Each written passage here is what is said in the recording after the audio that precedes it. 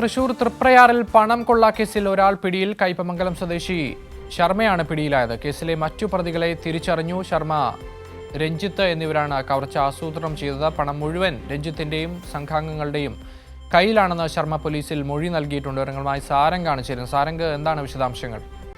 അക്ഷയ്, കഴിഞ്ഞ 2 ദിവസം മുൻപാണ് ഇത്തരത്തിൽ തൃപ്രയാറിൽ വലിയൊരു കവർച്ച നടന്നത്.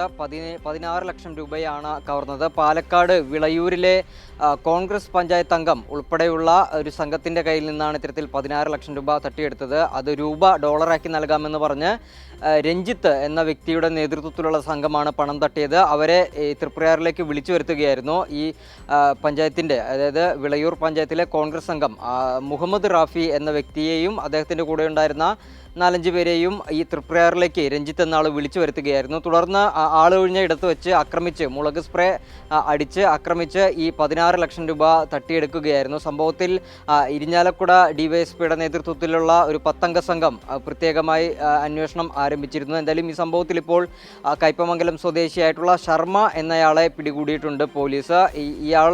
ഇയാളും അതോടൊപ്പം തന്നെ ഈ രഞ്ജിത്ത് എന്ന് പറയുന്ന 2 പേരും ചേർന്നാണ് ഈ പദ്ധതി, അതായത് 16 ലക്ഷം രൂപ തട്ടാനുള്ള പദ്ധതി നടത്തിയതെന്നാണ് പറയുന്നത്. എന്തായാലും ഈ ശർമ്മയെ വിശദമായി ചോദ്യം ചെയ്തു വരികയാണ്. ഈ പണം മുഴുവൻ ഈ രഞ്ജിത്തിൻ്റെയും സംഘത്തിൻ്റെയും കയ്യിലാണ് എന്നാണ് ശർമ്മ പോലീസിന് മൊഴി നൽകിയിട്ടുള്ളത്. എന്തായാലും പോലീസ് ഇയാളെ വിശദമായി ചോദ്യം ചെയ്തു വരികയാണ്. അതോടൊപ്പം തന്നെ ഈ രഞ്ജിത്തിനെ കുറിച്ചുള്ള എല്ലാ സൂചനകളും, അതോടൊപ്പം തന്നെ രഞ്ജിത്തിൻ്റെ ഒപ്പം ഉണ്ടായിരുന്ന സംഘത്തിനെയും കുറിച്ചുള്ള എല്ലാ സൂചനകളും ഇതോടൊപ്പം തന്നെ പോലീസിന് ലഭിച്ചിട്ടുണ്ട്. ഉടനെ തന്നെ അവരെയും പിടികൂടാനാകുമെന്നാണ് പോലീസ് അറിയിച്ചിട്ടുള്ളത്. എന്തായാലും വിഷയത്തിൽ സമഗ്രമായ അന്വേഷണമാണ് നടക്കുന്നത്. ഡോളറാക്കി നൽകാമെന്ന് പറഞ്ഞാണ് ഇത്തരത്തിൽ 16 ലക്ഷം രൂപ തട്ടിയെടുത്തത്. അക്ഷയ്.